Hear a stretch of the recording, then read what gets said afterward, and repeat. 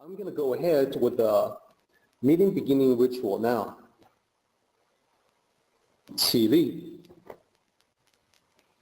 面向佛堂，参加先鞠躬，一鞠躬，再鞠躬，三鞠躬，参加各位的传习鞠躬，开班一鞠躬，请坐下。Please be seated.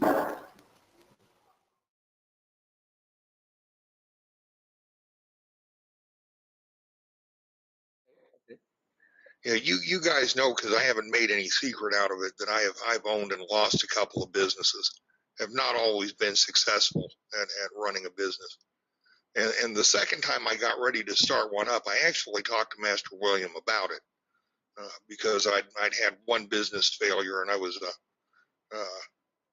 terrified of a second gun one. Shy?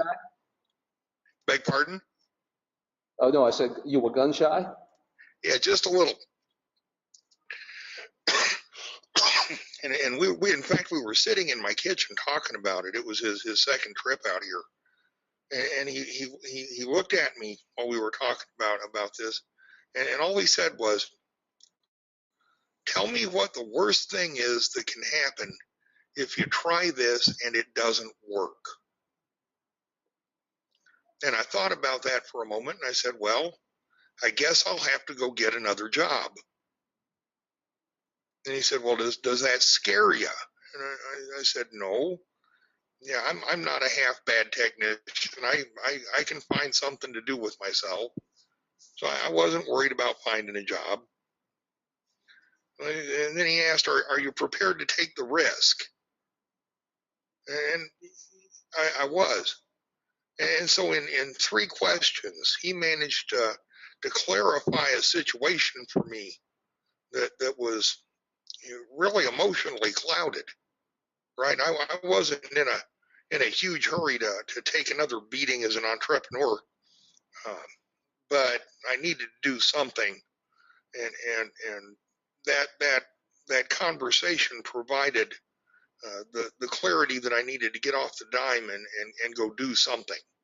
You know, it doesn't sound like much, but if you're stuck in a spot where you couldn't make a decision because you were vapor locked, you can understand where having somebody say the right thing at the right time can be unbelievably helpful.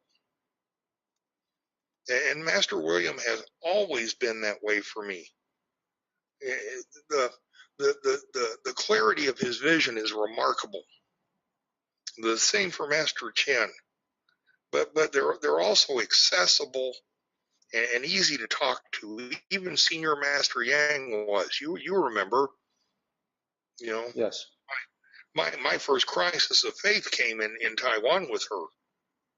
I can't believe I was such a moron, but you know, she taught me. She didn't yell at me. She is pivotal in your life. Yes, absolutely.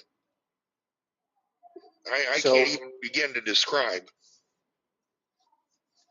This definitely answers the question that people have, Bill, which is, and that question can be phrased like, hey, what kind of counseling do the ordained masters offer? So I think you just answered that question with an example from Master William.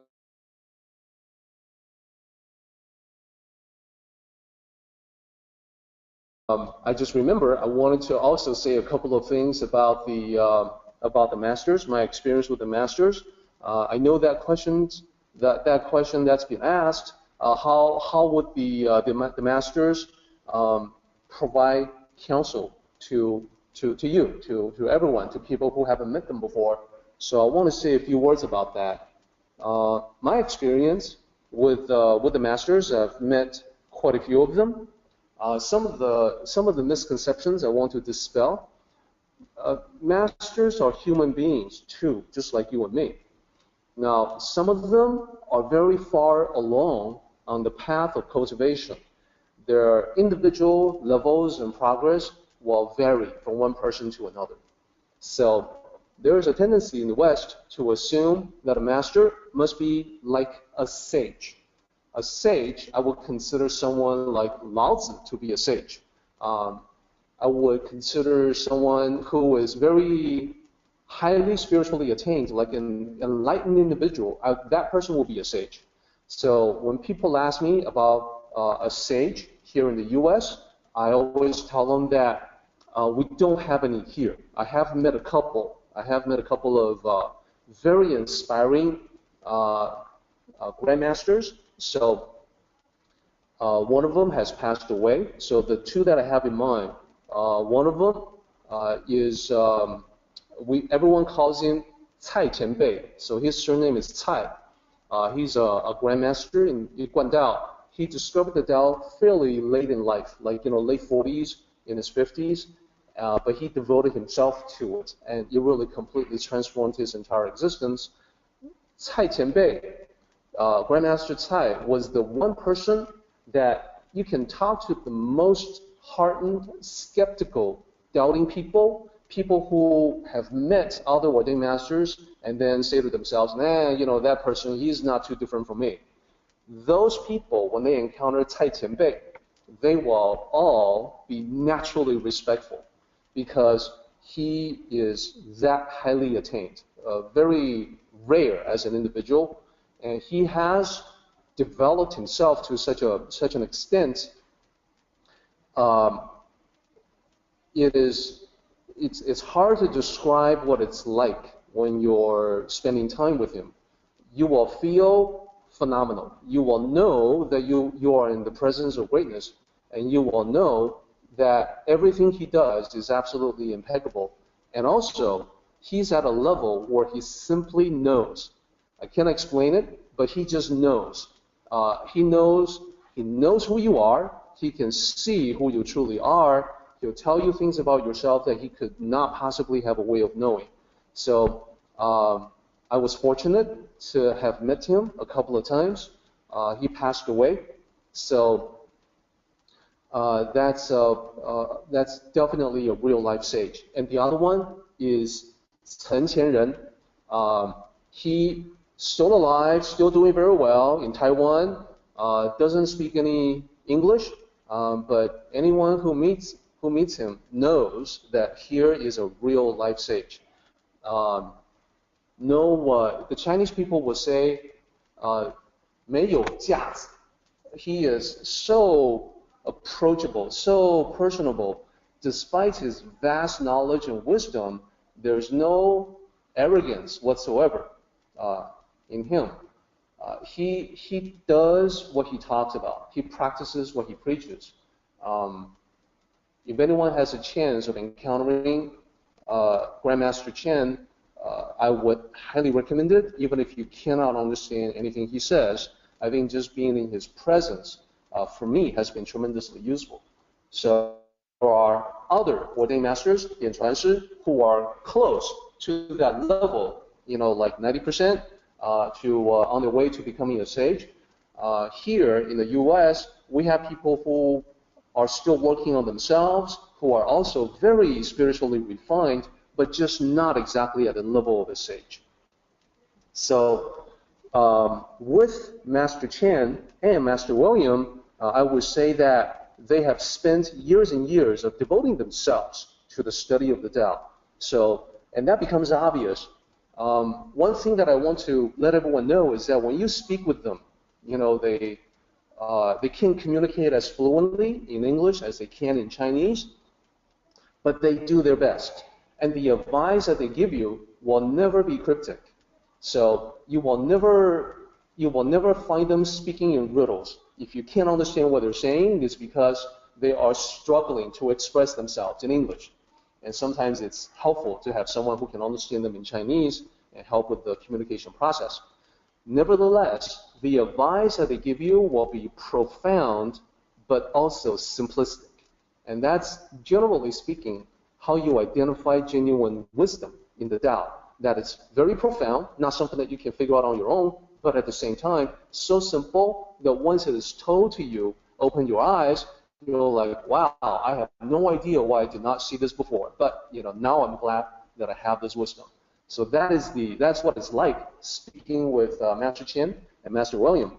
Now, they both have rigorous training in the classics.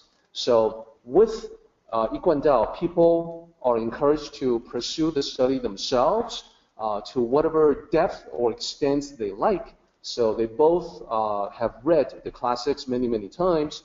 Some Kuan Tao masters have had formal training in that. But regardless, they all know these ancient sutras and classics extremely well. So I would say that when I present to them, when I make a presentation about something like Tao Te Ching to them, I have to bring my A game.